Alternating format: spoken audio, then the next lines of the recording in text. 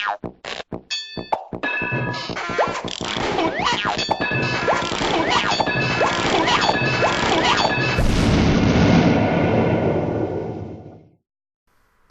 and welcome to episode 3 of the James and Shaun podcast. This week we have taken into account a lot of feedback and we've made a special episode talking about our that feedback and the steps we've taken to address it. So this week we're just going to get right into it. The format we're using, we're each going to have 2 news articles. I'm going to give a little introduction at the start. And we'll use the news articles as prompts to allow us to speak about topics that are of interest to us and of interest to the local area, Allness and Dunfermline. Just our media-proof region of Scotland that we're trying to put on the map a little bit. Isn't that right, Shaun?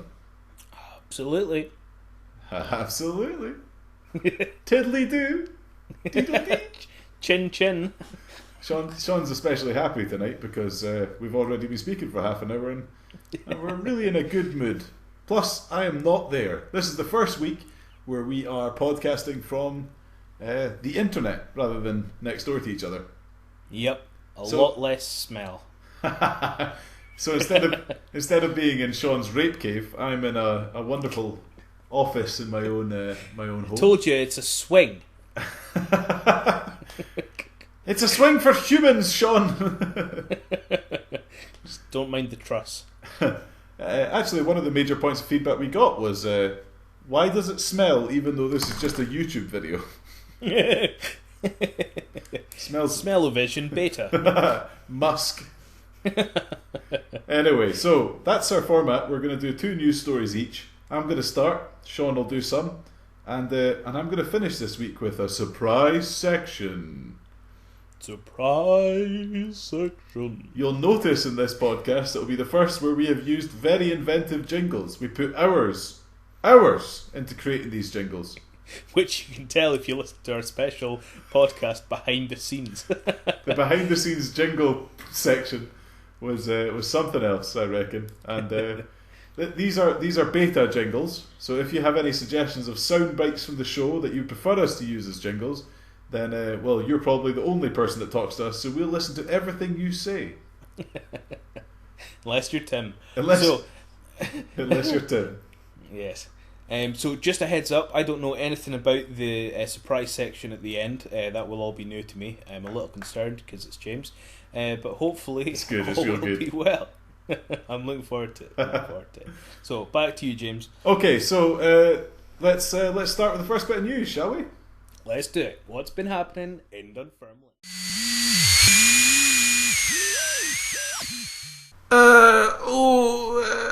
Bridges. Okay, so this is pretty special. Dunfermline's having a bad run. We've had the public offender last week. Public offender number 1 though, so that went in the Guinness Book of Records. This week, you finally got it. We've been working on it for so long. This week we've got I suppose you could call him a public enemy. Dunfermline's gone downhill a little bit. So Dunfermline's quite famous for psychopaths. Okay. I did a talk on psychopaths when I was in high school. They're that famous. I went into class. You boring bastard. Well, it wasn't that boring because I went into class and I was talking about psychopaths for a 10-minute presentation in second year of high school. 10 minutes? How did you stretch that out? Well, I like what psychopaths. What else is there to say aside from, so psychopaths, they're paths which you cycle on? Well, I mean, the major complaint I had was the massive wooden block things. They're these ancient wooden sort of cycle gates to stop you just battering through back onto the road. Yes. And it was this point in the conversation, in the presentation I was giving to my class, where everyone in the class first realised that I wasn't talking about psychopaths. Oh, that is amazing. 9 minutes and 30 seconds in, and they went, oh! So he's just sitting there like, why is he talking about his bike? They're great to cycle on. They've got lots of like hidden parts to them where you can you can run up and make bases, and they're thinking, they're going, "Wow, this is deep. He must maybe his mum's a psychopath and he knows a lot He's about looked this." into this. Anyway, the news article, we've already broken our format. The news article was another interesting event that kind of combines those two issues of cycle and psycho. Okay. A serial flasher already serving a prison sentence will have to spend further time behind bars for exposing himself again on psychopaths and Dunfermline. Does the psychopath go past the prison? Was he standing at the fence, at the chain link fence, putting his willy through the little bits? He just slots it through the wooden bit. No, it's and this is already serving time. Is the detail, or has he served time? He served time.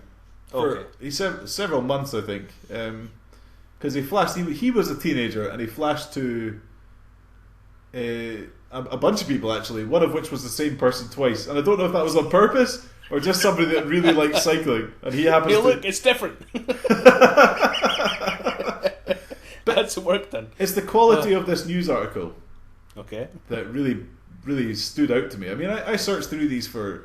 It's been a week since our last podcast. I've done almost nothing but look for the funniest articles. So this is the cream of the crop. It's the detail. This is how they described the flashing.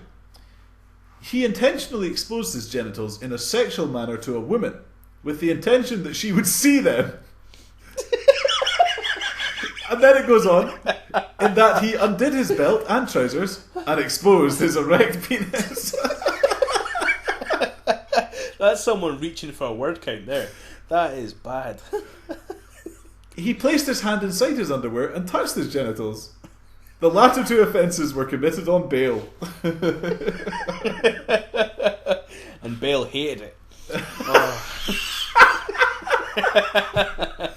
Which leads me to ask you, Shaun.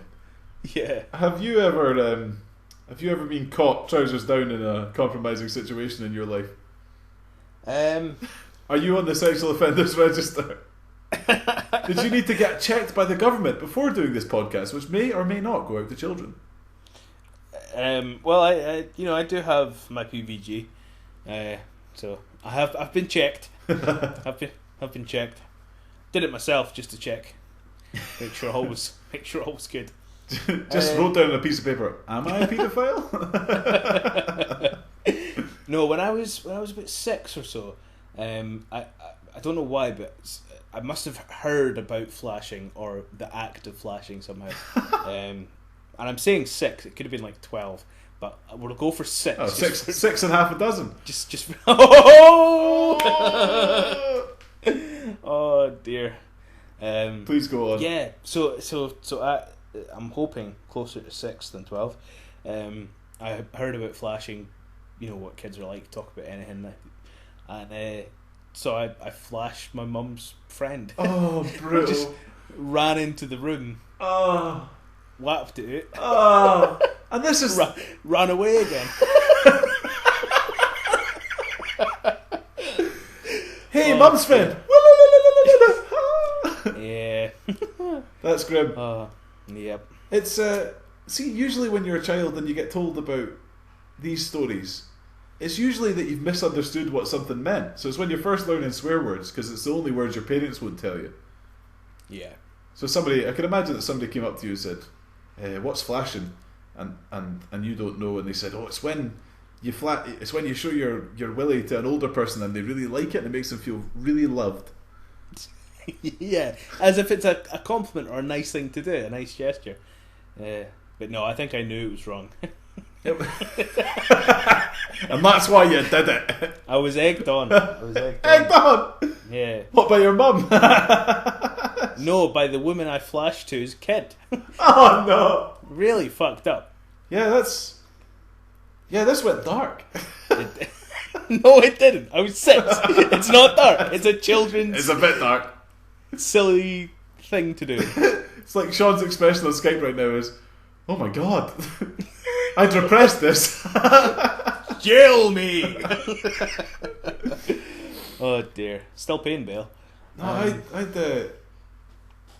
had the worst one where I was closer to 12 actually. I might have actually not. I guess I was maybe 10 or 11, And it was one of these trips you do in your latter years in primary school where you go off and you do like a team building week somewhere, like a campsite. Yep. So we went to a place that had all these sort of log obstacle course things, and you had to build a raft together using big oil drums and stuff, and just basically try and get as many children infected with tetanus as you can in one weekend. That kind of place. And make them pay for it. Yeah, it was absolutely brilliant though at the time. But we stayed in like a dorm with 4 beds, and it was bunk beds. And I was just a little show off as I was, and I'm looking at myself right now as I'm telling you the story and thinking, why am I going to put this story on YouTube? Why did I? Because I voluntarily did it because I couldn't think of anything else naked. I could have talked about the times when I ran outside to take the bin out, completely buff naked in the middle of the night because I thought, can't be arsed getting dressed and nobody will see anyway, it's night time. Could have talked about that. But no, I went with this and I'll commit to it. So I must have been about 11 years old, and it was all, my best pals from school. It was great, we're all hanging out and we're all kind of showing off to each other and stuff. Like some guy put his dick in the Pepsi Cola bottle and didn't tell anyone. Nightmare. Because everyone drank from that Pepsi Cola bottle. Dear. That's rough. Yeah.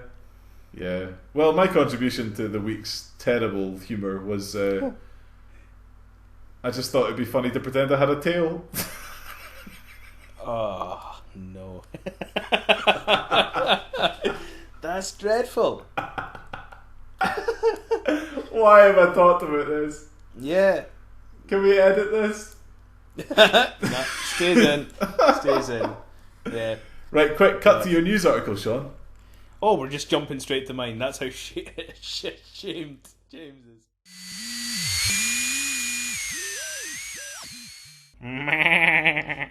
A haggis! Oh, at least I had youthful innocence. Aye, flashing old women. Yeah. Innocent. So, we seem to be going down a thing of crime here because I think both of mine are kind of about crime also. So my first news article is from the Press and Journal in Inverness, and its headline thus reads: Inverness youth who head-butted city centre windows given £350 fine. What? He head-butted city centre windows? Oh, it gets better and better. An Inverness youth who kicked and headbutted city centre windows on a festive season night out was fined £350 yesterday. This gets brill. So he admits to behaving in a threatening manner and acting aggressively on Bridge Street in Ness Bridge. However, the Deputy Fiscal Robert Weir told Sheriff David Sutherland that when officers found him, he was flailing his arms around. As if this windmill effect could hold back the police officers. Or he was going to take off. I'm generating electricity. I'm a wind farm. I just heat-butted your shopping centre. You can't hold me back. Oh, I just think that's fantastic. He's just standing there flailing his arms. That's how scared you must be as a cop to see this unknown. It marks a complete breakdown. Man, it does. I mean, it marks a complete breakdown of any choice. Imagine if you've committed some serious crime, or not even a crime that's that serious, but which you perceive as serious, like I don't know, flashing your mum's friend. And you just close down and you can't. It's like being in school. You close down. You can't think of any response but to laugh or to curl up because you can't think of a way out. So this guy just went, oh no, that's it. So like I've head-butted a window. I've head-butted a shopping centre. There's no way out from this. I'm either going to jail for life or I get them to take me down. I'll do suicide by cop. They'll think I'm dangerous, but I've not got a gun or a knife. I'll just flail. I just imagine looking like the wacky waving arm inflatable too. What's the advertising? Yeah, if he was outside a car showroom, they might have missed him. They might have drove right past him. It's like a pseudo-wudo Pokemon. Oh dear Lord, that's fantastic. Oh, have you ever flailed your arms around? I mean that. No, specific a question can you get? that is quite specific. No, but I will. Yeah. I will tell you. I've got a story. I can come up with a story for this one, despite the fact that's the worst segue. We talked to each other before the show and in our special episode. We said, okay, we'll segue each other on. We'll prompt each other with the news articles, and then we'll ask questions that are relevant to the news article that'll give us some motivation for some stories. Okay? Yes, James. Good idea. Have you ever flailed your arms about? It's better than have you ever headbutted a window. No, it's not. Right. No, but I talked. My reaction to your news article was about breaking down and just not knowing what to do when you've done something wrong. Yep. I bet you've had that. I bet everyone listening has had when a teacher told them off, and they felt an experience. They felt an emotion they didn't expect. Like children don't have contrition. They don't have contrition. They don't go, yes, I understand it. I did something wrong. There's no excuse. I'm just a child. I won't do it again. I'll try not to do it again. I'll control my impulses. I'm sorry. They don't have that. Yep. Instead, they have shit themselves laughing because they don't know how to deal with their emotion. So the scary teachers tell them off. I can't believe you showed your dick in class. Don't do that again. And little Sean standing going. But no. I had.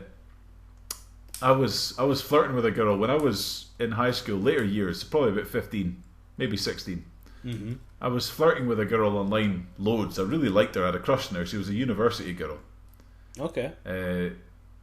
Just in the year, she was like, I suppose 2 years older than me, or maybe 1, I don't know. But we're getting on really well, chatting away, and we'd been sending emails back and forth because this was in the days before smartphones. You could text, but emails were the best thing available for huge conversations. Like I'll send you a massive message. Totally. And so it was an excellent platform for writing really, really dirty, flirty messages in massive depth, telling her what I'm into, asking what she's into, all that kind of stuff, right? Now, one such message, which probably marked the most explicit message I've ever sent anyone, I accidentally sent to everyone on a list. Then you ended up on a list. This list, I must have misclicked. I still to this day, I'm not sure how I did it, but MSN Messenger used to show up in your Hotmail window. Okay. So when you're sending your emails, you could send it to your contacts and stuff. And I must have clicked on the name above her name, which was a list. And it sent to such notable persons as the head of one of the houses in my high school, my current employer, 3 of my best friends, one person to whom I had recently detested in the way that only a high school person could detest in short notice, and my singing teacher. I think it's funnier you had a singing teacher. Sorry, I'm kidding. So I got up.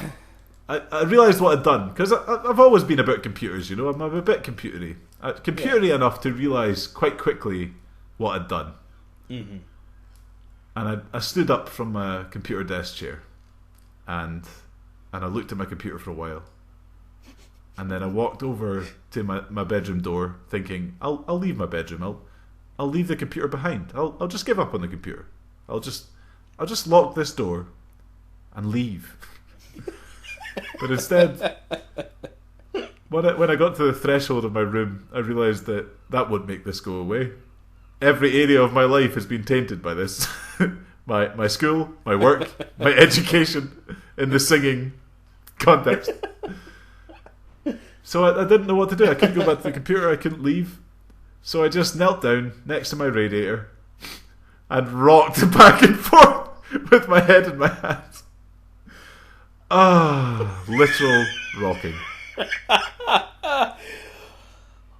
Actually just kneeled and rocked back and forth. And it's that point where you just do not know what to do. Gosh. There was a lot of fallout from that. You would instantly put a post on Facebook and say that you've just been hacked, and no one would be any wiser, unless you included names. Yes, but they're looking back. There are things that you could do, but at the time when that emotion is just fierce in your head, it is just terrifying. So I can massively understand. Massively. It's always really funny to look back on. On the end of that embarrassing... Right. Yeah. On the end of that embarrassing story, let's jump on to my next one.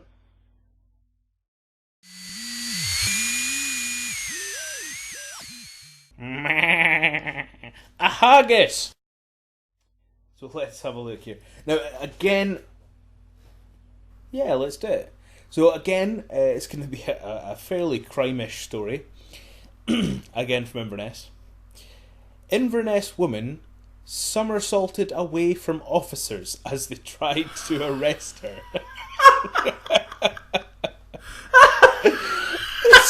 Somersaulted away like a superhero, like a ninja. She's Sonic. So she's... That's absolutely astonishing. A 22-year-old woman literally did somersaults to avoid being arrested when police arrived at a noisy party. Oh, I mean... What happened to her? So she was at a really noisy party. The police obviously... What happened to her? So she somersaulted. Did she escape? No. Seemingly she was very drunk. She was quickly grabbed and taken to a nearby police station. She didn't quite get away. She did manage to get a couple of somersaults out of the way. Absolutely fantastic. She managed to do two. So she landed the first one and then thought, oh, that didn't work. I'll try another one. Seemingly, yeah. Did she even consider like a cartwheel or... She attempted to kick and spit at the constables. Is this a somersault like an actual... I think so. Was it an acrobatic? Because I'm asking that because... she managed to get off 2 somersaults, I believe, before the police managed to apprehend her. She apparently attempted to kick and spit at the constables as well. Oh, that's brutal. So obviously... So she was a range type enemy. Now, interestingly, this news article actually throws in a couple of random other stories, which is a bit odd.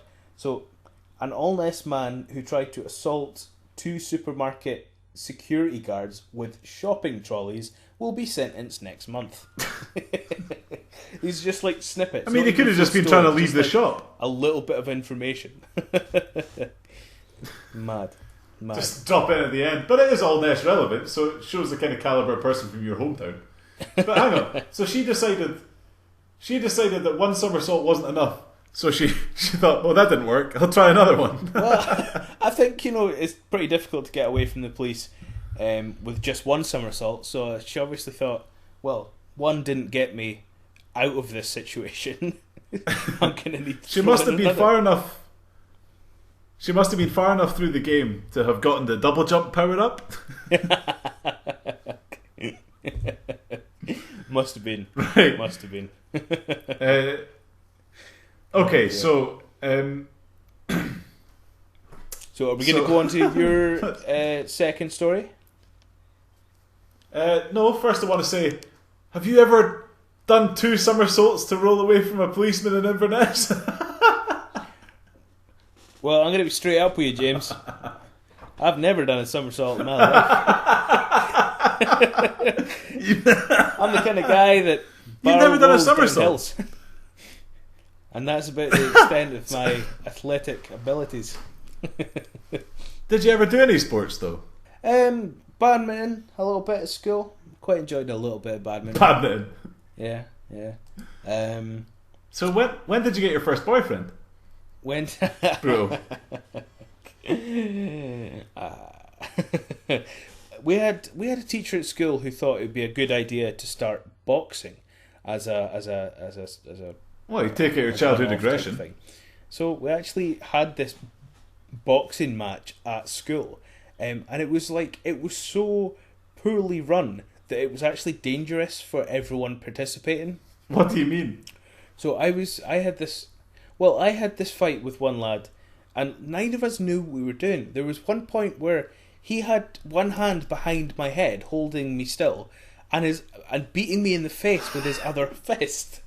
That's not boxing. That's just beating up someone. I mean, it wasn't because he couldn't get a reach because he had one hand behind the head. It wasn't painful, and I got out of it. But it was just so against the rules. Then he tried to do this really mental, powerful right hand throw. And when he punched forward with it, he spun 360 degrees with his arm outstretched. It was one of the funniest things anyone had ever seen. Oh, we were falling about. I mean, this is the origin of your complete lack of any athletic ability, I think. Right, so I think it's about time we got into your second story.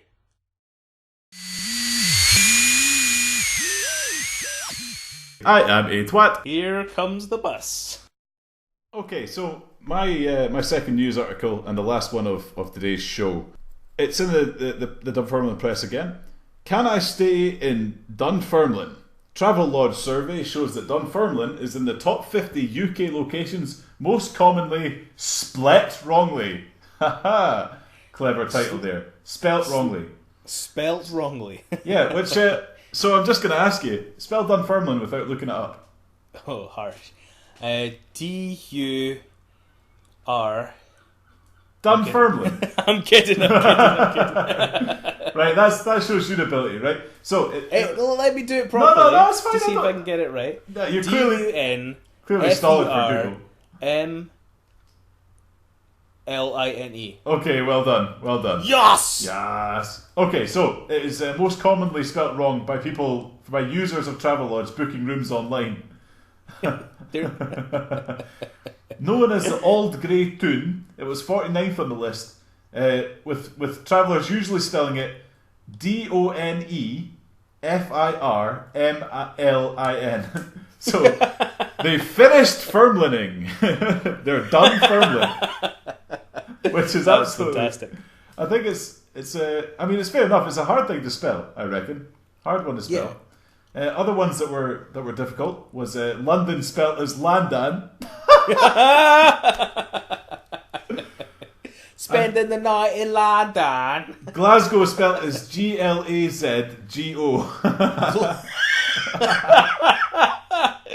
It's fantastic. I hope these aren't like people from the UK or who speak English as their first language, because that's dreadful. You get a bunch of good words as a Scottish person. I've always been a fan of behookie, meaning your arse. Behookie? Behookie. Aye. I've never heard of that. No? Well, what do you get up in all this? What's a good phrase? Chore. Chore is good. Chore just means job. No, chore is to steal. Really? Yeah. So yeah. I'm going to go out and chore your jokes. If I chored a Mars bar, I've nicked it from a shop. Spell it for me. C-H-O-R-E. Nice. I've never heard of that. Yeah. Huh. Yeah. You get a phrase in Fife at least, but probably Scotland in general. Many a mickle max a muckle. Many a mickle max a muckle. Correct. I've never heard that. Many a small thing makes a big thing. So you save your pennies, and then eventually you have loads of money, you know. But I get all these stories. I get all these stories from my gran, who's 90. She tells me a lot of these old things, and I had the joy of taking all the notes that she made about her life and putting it together in a story, which I got published and laminated for her a couple of years back. Wow, that's fantastic. So, published in an actual published in an actual book with paper and a cover and everything, all glossy. It was a nice laminated, thing. so I can take it in the shower with me. Exactly. I can use it as a business card. But no, she told me all these sweet old stories about how because they weren't well off. She lived in a village just off of Dunfermline, right? And they didn't have a lot of money. And this was, back 80 years ago when she was a bairn. Yeah. And they saw all the American movies where the ladies could all afford these gorgeous stockings and stuff, Mm-hmm. These really sheer stockings, but they didn't have the money. So instead of using the sheer stockings, they would just draw lines on the back of their legs because it looked like they were wearing stockings. That it's really that's sweet. not just your grand story. Is that? Well, I'm not saying it's only grand story. That's a massively well-known thing that happened during the war. Ooh. Well, just because I learned something new, still a lovely don't story. make fun of don't make fun of somebody for learning, Sean. It's incredible for me to hear of someone who actually did that. But right, fine. Since my last story's been cast into the ditch by your judgment of anyone that's trying to better themselves through knowledge. I'm sorry. That's fine. It's time for the surprise segment. Oh dear. Boo! So that was actually painful. I'm a little worried now. Okay, so I hope you like that jingle. That jingle is, of course, heralding the surprise segment of the week. This one, we're on half an hour already, so it won't last very long. But in later weeks, if this surprise segment works out, I think we maybe have more surprise segments. But I think you'll like this one. Sean, I'm going to test your knowledge. Since this podcast's a little bit about our fair country and the media-proof areas such as Allness and Dunfermline. Yes. I wanted to quiz your knowledge about other towns in Scotland and which ones are real and which ones I've just made up. Oh, this is going to make me look like a fool.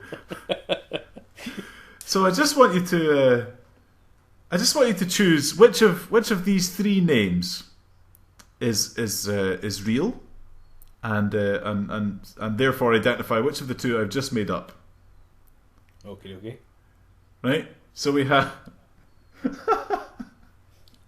we have Dick in Cromarty. How's that spelled? No, or are you not allowed to tell me? We'll get off the spelling right now because it'll reveal the truth, you know. Okay. So we've got Dick in Cromarty, we've got Mashcock in Hebrides, and we've got East Brest in Inverclyde. Which one of those do you think is real? I should really know the Cromarty one because that's where you live. I live in the Cromarty first. One of these is a real place. East Brest. East Brest, congratulations! East Brest in Inverclyde right? is a place. Yeah. Oh, fantastic! So that's 1 point so far, Sean. We'll try another one. Okay. Right. Okay.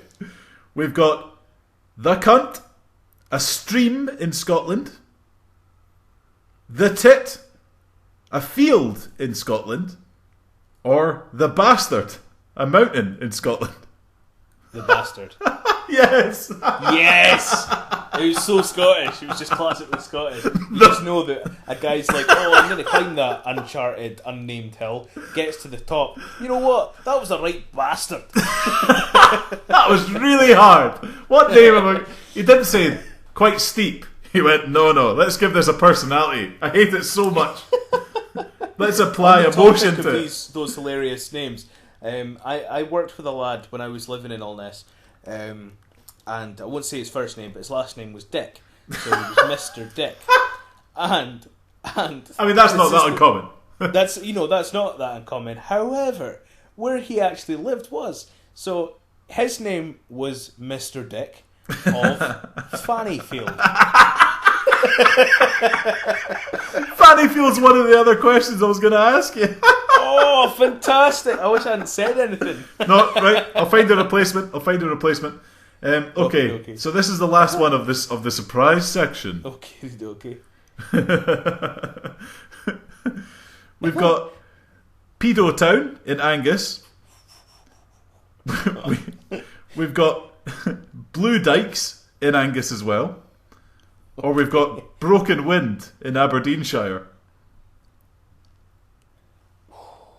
Broken Wind. Oh, you're so good at this! Yes! Yes! Well done. Well done. That's 3 out of 3. Yes. Well, this man knows his country. Well, before we leave, some other funny names alongside Fanny Field. We've got Twat in Orkney. We've got Twat. Twat. Oh, twat. We've got Dick Court. We've got Dick Street. We've got the cock. We've got the cock of Aaron and the butt of Lewis. We've got all sorts of Lewis, dykes. go on a diet, mate. We've got Black Dykes. Jesus. We've got the Forest Dyke. We've got no fewer than 8 backsides. 8 backsides. And for the people that have lost a boyfriend in the past, ass loss. Ass loss. Anyway, my word. that was the surprise section. What do you think, Sean? Should we have another surprise section in weeks to come? Yes, I've enjoyed it, and I think it'll inspire me to do some sort of surprise section for yourself as well. Yeah, that'd be good. So something we can do with that. I like it. Next week, Sean is going to be in charge, so he'll give the first news story, he'll give the introduction, and he will have the surprise section. Oh yes. So let us know if you have any feedback, if you have any ideas of what jingles we could use, and just let us know if you enjoyed it. Fantastic. Yeah. Well, thanks to everyone who listened. Hope you did enjoy this podcast. It's a little shorter, a little tighter than last one's, and look forward to seeing you in episode 4. Was it tight? Would you say? Would you say that podcast was tight? Push tight like a tiger.